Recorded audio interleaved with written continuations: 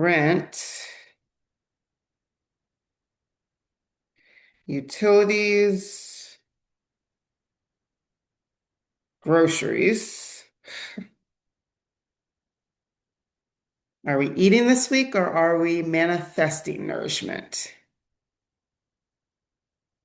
Gas, fine. Unexpected expenses, because there's always at least one unexpected expense. And that's gone. Savings. Yeah, that's cute. You went to school, you found a decent job, and you do good work, but you're still living paycheck to paycheck, barely making ends meet, and there is no margin of error. If you've ever felt that way, then this video is for you. If you are underpaid, I want you to understand that that's not a personal problem. That is a structural issue. There are entire professions in the US where people are doing the most demanding work. They are highly skilled and they are consistently undercompensated. The US Bureau of Labor Statistics shows that as of early 2026, approximately 8.4 to 9.3 million Americans hold multiple jobs. And this is a historic high. Nearly 476,000 Americans are holding two full-time jobs. And that's been going on for the last 25 years. They also report that from March of 2025 until March of this year, 2026, real average hourly earnings increased by only 0.3%. We have not seen significant wage increases in the US for decades. It takes years and years for average wages to increase across occupations. I made a video on this channel looking at labor statistics, and so you should check out that video as it correlates to a lot of the things that I'm talking about in this one. So if you're feeling like something is just not adding up, it's because it isn't. From a sociological perspective, underpayment is a pattern in social life. It often shows up in fields that are feminized, meaning occupations that are predominantly occupied by women. And so those are jobs like daycare workers, kindergarten teachers, receptionists, for example. These are historically underpaid professions. We also see this sort of pattern in service work and other types of work that are connected to that emotional labor. You know, these front-facing jobs where you have to talk to people, engage with people, help people, support people. And it definitely, goes into like retail work, fast food work in general, food services. These jobs are underpaid to the point where this is where most employees are working multiple jobs in those specific categories in particular. There's this unspoken expectation that you don't do the work that you're doing for money alone.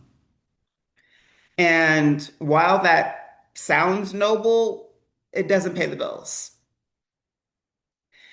And organizationally, what happens is that these institutions start to learn that they can rely on your passion for your job, your commitment to your students, your dedication.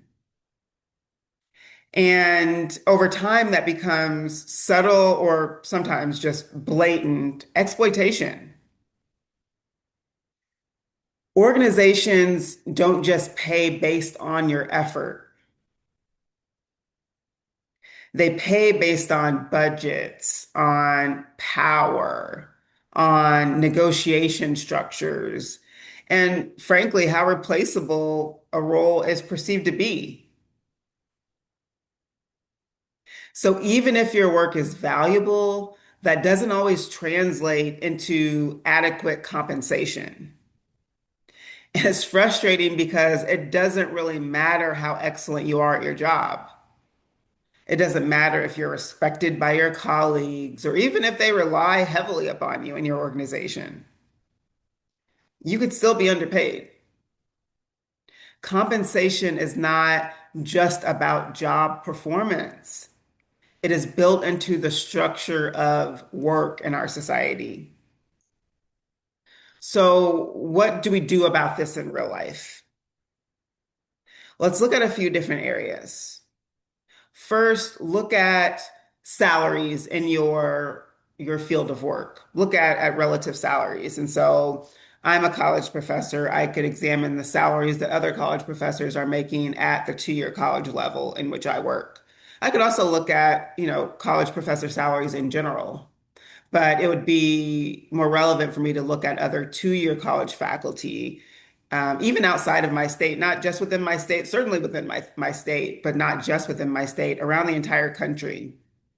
And that gives you an idea, well, not just an idea, it gives you factual knowledge of what people in your field are making on average. The next thing is looking at your geographic area, which I think I've kind of spoke to in the last point there, but look at the types of work that are being paid highly and those that have lower wages or lower salaries. Every part of the United States has different industries, and a lot of that is based on the geographic makeup of that place. If you live in California or Florida, then there may be a lot of jobs related to water, the oceans and everything. What is the word? Mariner sorts of work that you could hold, and even doing that kind of research may be valuable in that particular area. If you live in the Midwest, like I do, farming is a huge occupation. There's lots of grants and ways that farmers are get these subsidies and all these sorts of things. So the geographic area that you live in can indicate a lot about just the nature of work in that place, and that's valuable information to have. The next thing is to look at your experience level. If you've only been at your job for a year or two, you may not have a whole lot to gauge, there, but that's still a benchmark. How are people entry level, I guess you would call it that stage? How are those individuals being paid? What are their experiences related to work? And certainly if you're someone who has extensive experience, 10 years, 20 years plus experience in a job, then you're carrying a lot of valuable weight there. And these are things that you could take into direct meetings with your supervisors or your bosses. You can negotiate with them. You can say, when I looked at other types of work similar to mine or my exact work and other institutions in this state or this country, this is the average salary and I'm making this amount. Is there some way that we can balance that to make this more fair? And when you have specific data and statistics, that can be very encouraging for your employer. And it's important to not think about this entirely emotionally, even though there is room and space for that. When you're having these kinds of negotiations and doing your research, you want to move really strategically. And that kind of demeanor tends to be the most respected when you are going into a discussion about increasing your wages or your salary or your work time. Another thing, and this is a big one, just because you are doing meaningful work doesn't mean that you can only do meaningful work in that place. You may be able to do similar types of work in a completely different institution. If you are a teacher, what are those skills that you do as a teacher? Maybe it's tutoring, curriculum design. Those are things that companies may hire you for. Those are things that could be freelanced even. So these are skills that can be positioned in a lot of different ways. And I talked about this in my video, how to find and do work that you love. So that's another video that you should check out after this one. I talk about, leveraging these types of skills, whatever they may be pertaining to your particular type of work. And I think that we don't consider all of the different types of knowledge, education, experience, and skills that we have. Sometimes the answer really is a different institution or a different organization, sometimes a different region. And I know that that seems scary for some folks to consider that you may have to make big moves like that to change your life, but it is those kinds of decisions that do change people's lives. And it could be for the better. Taking risks, thoughtful, strategic risks can have great benefit for your life. So don't avoid that, especially if you're in a situation where you're not getting what you deserve, where your quality of life has diminished. And that leads me to the next point that I want to discuss. And this is something that's not often talked about in this context. And that is how being underpaid and living that sort of reality, how that really changes your life, how that adds to your stress levels, affects your decisions, and really disrupts your sense of stability. Life is about constantly calculating everything when you live like that. And this isn't something that should be minimized because it shapes our life experience. Quality of life is just as important as life itself. According to the Equal Opportunity Project, the richest American men live 15 years longer than the poorest men, while the richest American women live 10 years longer than the poorest women. This is why we should take our income and our quality of life very seriously. It directly influences your life expectancy. So if you're underpaid, the goal isn't just to make more money. The goal is to understand your position,